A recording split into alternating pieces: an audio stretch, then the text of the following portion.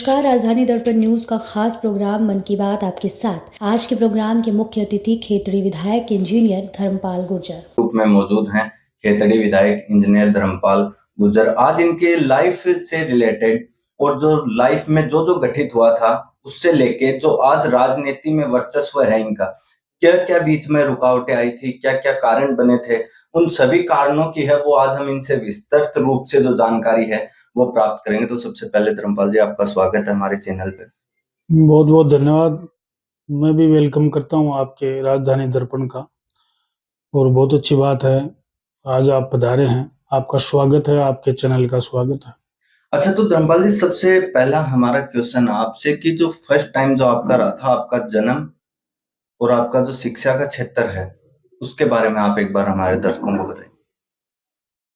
देखिए, हमारा तो एक सामाजिक परिवेश में और किसान परिवेश में जन्म हुआ है। ग्राम रामकुमारपुरा, जो पहले चबूतरा वाली ढाणी के नाम से जाना जाता था, बाद में रामकुमारपुरा रेवेन्यू विलेज बना और आज की तारीख में रामकुमारपुरा पंचायत है, जो मेरे पिताजी स्वर्गीय राम कुमार जी के नाम से है। हमारा जन्म स्थान वही है। और शिक्षा की जहाँ बात रही, हम तो पहले गांव में पढ़े थे, ढाणी में पढ़े। फिर बिहारीपुर हमारे नज़दीक मिडिल स्कूल होती थी, वहाँ पढ़े। फिर एक अच्छी स्कूल होती थी कांसली, जो कोटपुतली क्षेत्र में आती है, वहाँ पर 9th-10th हमने की। उसके बाद जयपुर गए, उसके बाद इंजीनियरिंग की और नागपुर से इंजीनियरिंग की। ये तो हमारा शिक्षा का रहा है। और रही बात हमारे खुद की निजी, तो हम तो एक बिल्कुल किसान परिवार से और बहुत निहायत ही एक नॉर्मल परिवार से आते हैं। अच्छा, तो आप बोल रहे हो कि मैंने इंजीनियरिंग में इतनी आपने पढ़ाई की है, तो उसके बाद राजनीति में क्या वो मकसद भी रहा? एक बहुत अच्छी बात पूछी है आपने। कई बार क्या होता है कि हमारा परिवार राजनीतिक परिवेश का परिवार है। शायद ही इस क्षेत्र में 1967 से कोई परिवार चुनाव लड़ता आया हो। मेरे पिताजी स्वर्गीय राम कुमार जी ने नीमका थाना से चुनाव लड़ा। उसके बाद में चाचा जी भी 4 बार विधायक रहे। परिवार से भाई भी विधायक रहे। और हमारा एक लंबा राजनीतिक सफर है, जो अमूमन किसी परिवार का देखने के लिए मिलता है तो बहुत कम मिलता है राजस्थान में। 1967 से आज 2024 तक अनेकों बार चुनाव लड़े हैं, और अभी इस कालांतर में तो पंचायत समिति के चुनाव भी लड़े हैं। वर्तमान में मेरे परिवार में 4 ऐसे सदस्य हैं जो राजस्थान में बहुत कम मिलेंगे, जो जनता द्वारा सीधे निर्वाचित हैं। जैसे मुझे जनता ने खेतड़ी का प्रतिनिधित्व दिया है विधायक के रूप में। हमारी भतीजी है, वो प्रधान है, पत्नी पंचायत समिति सदस्य है, भतीजे की पत्नी पंचायत समिति सदस्य है। 4 जनता द्वारा सीधे निर्वाचित हमारे पास पद हैं।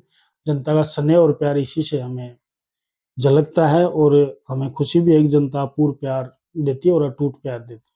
अच्छा, धर्मपाल गुर्जर की व्यक्तिगत पहचान और पारिवारिक जो विचारधारा थी उनके बारे में एक बात बताइए। व्यक्तिगत पहचान तो व्यक्ति को खुद को बनानी पड़ती है।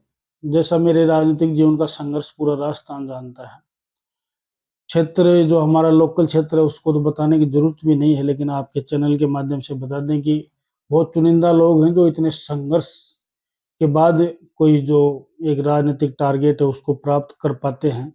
लेकिन हमने जो जनता का प्यार, जनता का स्नेह, जनता का सहयोग और सबका आशीर्वाद, सबका प्रयास जो हमारे लिए काम आया, उससे हम इतने लंबे समय तक संघर्ष कर पाए। और उस संघर्ष के बारे में भी मैं कहूँ तो जो परिवार का कुछ समय जब खराब आता है तो मैं समझता हूँ ऐसे घटनाएं घट जाती हैं। परिवार में आपस में कोई आपसी टकराव की वजह से हमें इतना लंबा सफर करना पड़ा, वरना तो राजनीतिक परिवार हमारा लोगों का स्नेह से चलता है और स्नेह कभी कम नहीं रहा। अच्छा, हमने एक बात ये भी सुनी है कि जब आप छोटे थे तो जो आपके फादर हैं वो गुजर चुके थे, तो कैसे आपने इतना बड़ा स्ट्रगल कर लिया? देखिए, ये तो समय और परिस्थिति अपने आप व्यक्ति को इतना मजबूत बना देती हैं। और हमारी जो पारिवारिक कमजोरियां रही, चाहे वो किसी भी एंगल से आप देख सकते हो, उनको भी हमने कमजोरियों को भी एक शक्ति के रूप में, चैलेंज के रूप में लेकर काम किया है। और उस काम को अंजाम तक पहुंचाने तक ना हम थके हैं, ना हम रुके हैं और ना कभी रास्ते से हटे हैं। हमने सच्चाई का मार्ग, संस्कार का मार्ग और लोगों की सेवा का मार्ग चुना और उस पर आज भी हम तत्पर हैं और उसी रास्ते पे चलते हैं। शायद अपने मुँह से बात कहें तो बात हल्की हो जाती है और उसका कोई मायने भी नहीं रहता।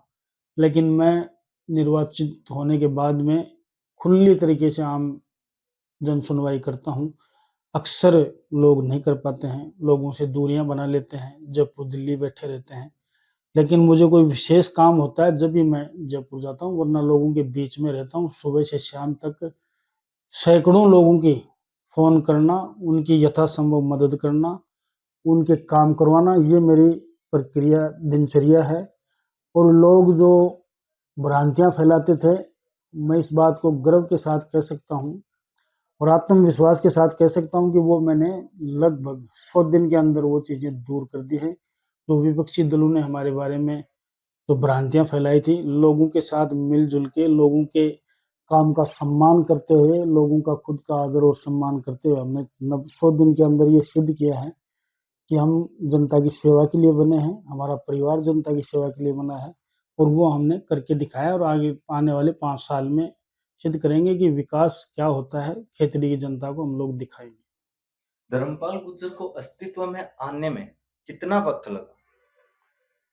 व्यक्ति का अस्तित्व तो देखो स्वतंत्र है, धर्मपाल गुर्जर तो एक प्रकृति का दिया हुआ नाम नहीं है, प्रकृति तो इंसान बनाती है सिर्फ़, ये तो एक भौतिक नाम है। और अस्तित्व की बात कहें तो मैं राजनीति के बारे में तो आपका सवाल वाजिब समझता हूँ, वरना तो हम तो सदा ही अस्तित्व में थे। नहीं, पारिवारिक रूप से अस्तित्व में थे, संस्कार के रूप में अस्तित्व में थे, राजनीति में जो विचारों के आपका रूप में अस्तित्व अस्तित्व में थे। था वो कैसे बना? वो मैंने पूर्व में ज़िक्र किया है कि कई परिवार में व्यवधान आए, आपस में टकराव की वजह से सफ़र थोड़ा लंबा हो गया, वरना लोगों का स्नेह कभी कम नहीं रहा हमारे साथ। लोगों का अटूट प्यार और प्रेम, उनके लिए मैं दिल से धन्यवाद देता हूँ, खेतड़ी की जनता को, नीमका थाना की जनता को, सभी को मैं धन्यवाद देता हूँ कि लोगों ने कभी भी प्रेम और प्यार में हमारे साथ कमी नहीं रखी। अच्छा, तो राजनीति में आपको सबसे ज़्यादा सपोर्ट किसका मिला? देखिए, वैसे तो हम राजनीतिक दल से जुड़े हुए हैं, सभी हमारे सम्मानीय हैं और जब जयपुर दिल्ली की बात करें तो हमारे प्रति स्नेह सबका रहा है। इतनी बार असफलता के बाद भी पार्टी ने विश्वास करके मुझे लगातार टिकट दे रही है, तो उनमें उनका आशीर्वाद है सबका। लोग समझते हैं कि कोई परिस्थितियोंवश, किसी कारणवश, संयोगवश, भाग्यवश ये व्यक्ति इतने दिन तक असफल रहा और रुक गया। लेकिन जन उसका नेताओं का बिल्कुल मुझ पे स्नेह था कि इस बंदे में कुछ है, कुछ ख़ास है जो इतने लंबे समय तक संघर्ष करते हैं।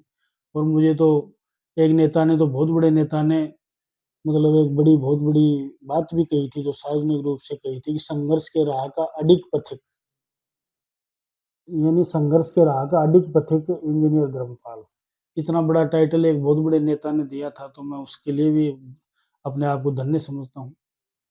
अच्छा, तो जैसा कि अभी आपने बताया, तो लेकिन एक विचारधारा होके चलती है कि चाहे आप हो, चाहे मैं हो, कि हम एक टाइटल है जो अपने अंदर एक व्यक्तित्व को उतारना है। चाहे अपन किसी भी फ़ील्ड में काम कर रहे हो, आप राजनीति में कर रहे हो, मैं आज मीडिया लाइन में काम कर रहा हूँ। जो भी व्यक्ति होता है वो किसी न किसी चीज़ को अपने अंदर उतार के फिर काम करना चाहता है। तो आपने जब स्टार्टअप किया तो किस नेता को अपने अंदर देख के या किस नेता की बात की आपने काम करने के लिए देखिए, ये मेरे लिए विचार तो मेरे विमर्श? गुरु, मेरे आदर्श, मेरे प्रेरणा स्रोत स्वर्गीय राम कुमार जी थे, हैं और रहेंगे। उन्होंने बिना साधन के उस वक़्त जब राजनीति में लोग राजनीति की पूरी फुल फॉर्म भी नहीं जानते थे, उस वक़्त संघर्ष किया, एक सोशल रिफॉर्मर के रूप में अपने आप को एस्टेब्लिश किया, समाज में परिवर्तन लाए, जो कुरीतियाँ थी, चोरी, डकैती, अन्याय और अत्याचार के खिलाफ लड़ते हुए उन्होंने अपने प्राण उत्सर्ग किए, जिस वक़्त राजनीतिक चेतना लोगों में नहीं होती थी। तो हमने तो उनको ही प्रेरणा स्रोत मान के और उनके बताए हुए आदर्श और नियम कायदे पे चलने के लिए राजनीति में आए हैं और उसी काम को आगे बढ़ाएँगे। अपराध को खत्म करने का हमने संकल्प लिया है, भ्रष्टाचार, गुंडागिर्दी को खत्म करने का हमने संकल्प लिया है और उस पर हम कहीं न कहीं फर्स्ट स्टेज में कामयाब भी हैं और आगे भी ये करके दिखाएँगे। जिन लोगों ने भ्रम फैलाया था, मैं स्पष्ट रूप से आपके चैनल के माध्यम से कहना चाहता हूँ, जिन्होंने भ्रम फैलाया था उनको हम जवाब देंगे, निश्चित रूप से देंगे। खेतड़ी को भय मुक्त, अपराध मुक्त करेंगे और रोजगार युक्त करेंगे। ये हमारा दृढ़ संकल्प है और इस संकल्प के निमित्त हम काम करते हैं। और राजनीति में बड़ी खुशी होती है जब अपना संकल्प आगे बढ़ता दिखता है। हम लोग खेती में जो भी आपराधिक गतिविधियां होती थी उन पे अंकुश लगाने में कामयाब हुए हैं, संपूर्ण रूप से अंकुश लगाएंगे, ये मैं सर्वसाधारण को बताना चाहता हूँ। अच्छा, धर्मपाल गुर्जर का मुख्य उद्देश्य क्या था राजनीति में आने का? देखो, वैसे तो आदर्शवादी बातें सभी लोग करते हैं, लेकिन हम उस संस्कारी परिवार से आते हैं, उस विचारधारा से आते हैं जो हमारी पार्टी की विचारधारा हो, चाहे परिवार की विचारधारा हो। गरीब की सहायता करना, पीड़ित की सहायता करना, जिसके साथ अन्याय हो रहा है उसको न्याय दिलाना और भय और भ्रष्टाचार के खिलाफ लड़ाई लड़ना हमारा उद्देश्य है। आम जन की सेवा करना, समाज में जो अंतिम पंक्ति में व्यक्ति बैठा है, जिसको कोई राजनीतिक लाभ नहीं मिलता, कोई प्रशासनिक लाभ नहीं मिलता, उसको उस तक उसका लाभ, उसका हक पहुंचाना और पीड़ित मानवता की सेवा करना, ये हमारा कर्म है और इस कर्म पे हम अडिग हैं। निश्चित रूप से उस कर्म और लक्ष्य को प्राप्त करेंगे। और क्षेत्र की जनता से मैं इतना ही निवेदन करना चाहता हूँ, आपने जिस विश्वास के साथ मुझे राजस्थान की विधानसभा में भेजा है और अपना जनसेवक आप लोगों ने चुना है, उसमें हम मेहनत की पराकाष्ठा कर देंगे। निश्चित रूप से जी जी तोड़ कोशिश करेंगे और दिन रात भाग भाग के आपके लिए काम करेंगे, आपको छाती से लगा के रखेंगे। ये मैं खेतड़ी की जनता को विश्वास दिला सकता हूँ और इस पर मैं प्रथम चरण में अपने आप को मैं महसूस करता हूँ कि हम लोग उसमें कामयाब भी रहे हैं। लोगों में भी जो हमने काम करवाए हैं 100 दिन के अंदर अंदर, आज लगभग 50-51 करोड़ की रोडें शुरू में एक साथ एक मुश्त पास कराना और कई काम हैं जो हमारे विचाराधीन हैं, जिनको लोग देखेंगे, निश्चित रूप से हम करेंगे। उनके बारे में अभी कहना जल्दबाजी होगी। जब वो अपने अंतिम चरण में पहुंच जाएंगे और धरातल पे उतर जाएंगे, जब जनता को अपने आप पता लग जाएगा। पानी की व्यवस्था कर रहे हैं, सब चीज की हम व्यवस्था कर रहे हैं और इसी काम में हम दिन रात लगे रहते हैं। अच्छा, आपका जो राजनीतिक जीवन है, ये काफ़ी रोचक सा राजनीतिक जीवन होता जा रहा है। क्या आपने वो मकड़ी वाली कहानी सुन रखी थी कि जितनी बार चढ़ने की कोशिश करोगे, उतनी बार गिरोगे, लेकिन एक बार सफलता हाथ ज़रूर लगी? वो तो सर्वसाधारण मीटिंगों में कहता हूँ मैं, तो आप लोगों ने सोशल मीडिया के माध्यम से सुना भी होगा। मैं तो एक बहुत छोटा सा कार्यकर्ता हूँ पार्टी का, जनता का सेवक हूँ। विधानसभा में चुनने के बाद में पहला अगर किसी ने कोई भाषण दिया हो तो यही कहा था कि मुझे कोई विधायक कहोगे तो मुझे ज़्यादा खुशी नहीं होगी। मुझे अगर खेतड़ी का जनसेवक बोलोगे तो मुझे ज़्यादा खुशी होगी। अगर कोई इंजीनियर भाई बोलता है तो मुझे और भी ज़्यादा खुशी होती है, क्योंकि वो चीज़ मेरी खुद की अचीवमेंट है, मेरा खुद का ग्रहण किया हुआ एक वो डेजिग्नेशन है। ये जो विधायक तो आप पता नहीं कितने बना दिए, कितने बनेंगे, कितने चले गए, कितने राज कर गए। और विधायक तो कोई बड़ी पोस्ट नहीं होती है, एक जनता की सेवा के लिए एक माध्यम है, जो सरकार तक एक माध्यम पहुंचता है। तो उसी हिसाब से हमने तो एक जनसेवक के रूप में अपने आप को प्रस्तुत किया है। अच्छा, एक अपना मुख्य रहा है कि आपने कहा कि जो हमारा जन सेवा का जो है, तो इसके अंदर क्या है, हमें जो भी राजनीति से जुड़े हुए लोग होते हैं, चाहे वो पक्ष में हो, चाहे विपक्ष में हो, उन्हें बहुत बार काफ़ी जगह आंदोलन भी करने पड़ते हैं। बहुत सी ऐसी परिस्थिति आती है कि उन्हें कई बार जेल के पास तक भी जाना पड़ता है। जहाँ प्रशासन रहता है, उन्हें प्रशासन दबाने की भी कोशिश करता है। तो कहीं आपके साथ कभी ऐसा हुआ हो कि जैसे धर्मपाल गुर्जर को प्रशासन द्वारा कभी बहुत सी ऐसी माँगें होती हैं जिन्हें अगर आम जनता की वो माँग आप उनके सामने रख रहे हो, अगर वो माँगें नहीं मानी जा रही हो, तो उस समय आपके ऊपर कभी प्रेशर डाला गया एक हो? बार नहीं, 2 बार नहीं, कइयों बार। आपकी जानकारी के लिए बता दूँ, जो सोशल मूवमेंट चला था गुर्जर आरक्षण का, मैं जाति का नाम ले रहा हूँ, इसका मतलब ये नहीं है कि मैं सिर्फ़ जाति के लिए काम करता हूँ। लेकिन उसके अंदर बड़े-बड़े नेता थे जो उस आरक्षण की मूवमेंट को छोड़ के डर के भग गए थे।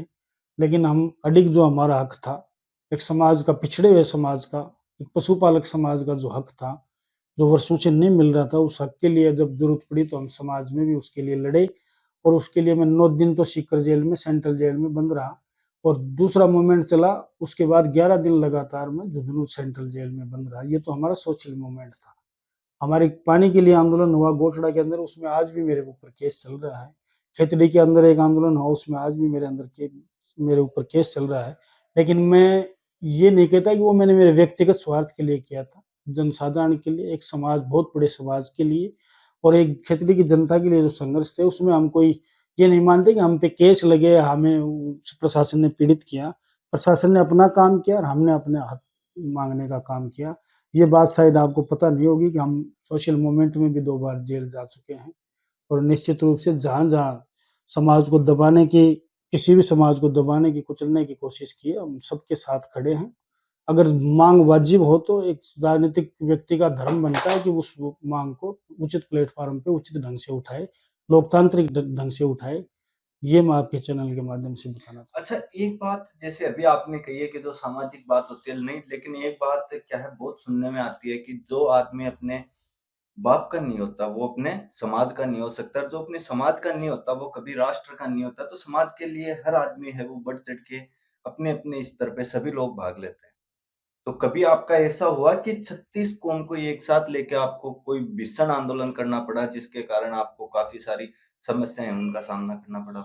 नहीं, वो बताया हमने जैसे रोडों का मामला है, हमने कई बार किया है। मैंने तो रोडों के मामले में जो रोड एक ऐसी चीज़ है, इस पे कोई समाज नहीं चलता है जी, उसपे सर्व और समाज का सर्व काम। समाज चलता है। मैं आपके नॉलेज के लिए बता दूँ कि हरियाणा सीमा से और खेतड़ी पोलो ग्राउंड तक ऊँट गाड़ी रैली मैंने एक परिचयात्मक रैली निकाली थी, जो सरकार का ध्यान आकर्षण करने के लिए कि एक ये ऐसी रोड है, शत विकसित रोड है, जिस पर सर्व समाज चलता है, कोई समाज की रोड नहीं होती। जी, उसमें ऊँट गाड़ी रैली निकाल के मैंने उस टाइम ये संदेश दिया था सरकार को कि ये जो रोड है, इस पे गाड़ियाँ चलना तो दूर, मोटरसाइकिल चलना तो दूर, ऊँट गाड़ी भी नहीं चल सकती, ये स्थिति है।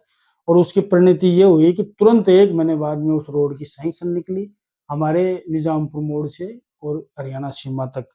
तो ऐसे सोशल मूवमेंट भी हमने किए हैं, आम जनता के मूवमेंट भी किए हैं। पानी का मैंने गोठड़ा में किया था, जिसका मैंने अभी ज़िक्र किया है। वो एक 36 कौम का पानी, कोई व्यक्ति जब पानी आता है तो कोई एक समाज नहीं पीता, वो सबकी आवश्यकता है।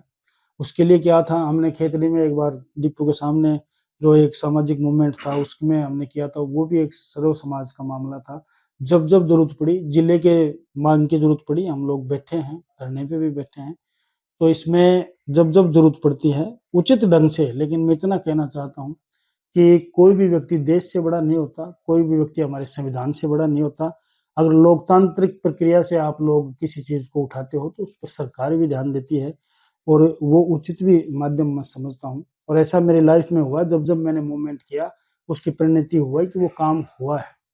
अच्छा, आज जैसे मान लो आप बता रहे हो प्रशासन द्वारा आपको काफ़ी बार दबाया गया था, खेतड़ी में भी आपको दबाया गया है, लेकिन जब आप विधायक बन के आए हैं, हुँ, हुँ। उसके बाद का रवैया क्या रहा होगा? देखिए, जब आदमी उस सीट पे पहुँच जाता है, तो उसकी ज़िम्मेदारियाँ और उसकी जो काम करने का तरीका है, उसमें भी एक आपको बदलाव महसूस होता है। पहले हम संघर्ष करके काम करवाते थे, आज हमारे काम टेलीफ़ोन के माध्यम से होते हैं और ये बात मैं शुरू से कहता आया हूँ कि जो जायज़ काम होते हैं, उनके लिए मैं अधिकारियों को मतलब निवेदन करता हूँ। मैं कभी भी राजनीति में एक नेता होने का रौब कभी ना मैंने अधिकारियों पे झाड़ा है, ना झाड़ता हूँ। और हमारा तरीका है कि जो वाजिब काम है उसको निश्चित रूप से करते हैं और अधिकारी करते भी हैं। राज का फ़र्क होता है, एक कुर्सी का भी फ़र्क होता है। आज हमारे को ज़रूरत नहीं पड़ती कि मूवमेंट करें, कोई आंदोलन करें, क्योंकि हमारी ऊपर से नीचे सरकार है, हमारे जो भी वाजिब काम होते हैं, निश्चित रूप से होते अच्छा, जनप्रिय नेता बनना हैं। एक बहुत बड़ा सवाल होता है। अगर आपके सामने कभी ऐसा कोई विवाद आए कि जिसमें एक तरफ आपका प्रमुख समाज खड़ा रहे, दूसरी तरफ दूसरा समाज खड़ा रहे, लेकिन गलती आप ही के समाज की हो, तो उस समय आपका क्या मोटिवेट रहे कि आप किस एंगल से उस मामले को है, वो आप उसे फिनिश करने की ये तो सोचोगे या पूरे पूरे एपिसोड में मैंने आपको यही बताई है कि जहाँ सत्यता है और जहाँ संवैधानिक चीज़ है, जहाँ पे जो सही है, धर्मपाल इंजीनियर उसके साथ खड़ा है। चाहे वो कोई भी समाज हो, कोई बिरादरी हो, कोई धर्म हो, कोई समुदाय हो। अगर हम सत्यता के लिए नहीं लड़ेंगे, तो हम भी और लोगों की तरह ना तो समाज का भला कर पाएँगे, ना किसी क्षेत्र का भला कर पाएँगे। हम हमेशा सच्चाई के साथ और मेरा परिवार हमेशा सच्चाई के साथ अडिग रूप से खड़ा रहा है और यही हमने राजनीति में सीखा है कि सच्चाई का साथ देंगे, तो निश्चित रूप से देंगे। अच्छा, अब आप मैं आपसे एक क्वेश्चन और पूछता हूँ कि जो खेतड़ी की जनता है, अब की बार आपके अथक प्रयासों के बाद आपके ऊपर विश्वास जताया है, तो खेतड़ी का जो भविष्य है, वो आज का भविष्य और अगर मैं 10 साल आगे का भविष्य देखूँ, तो उसमें क्या अंतराल नज़र आएगा मुझे? क्या इसमें कहीं न कहीं मुझे ऐसा महसूस होगा कि कभी भी कोई भी व्यक्ति निकले कि ये काम फलाने विधायक का किया हुआ है या आपका किया हुआ है।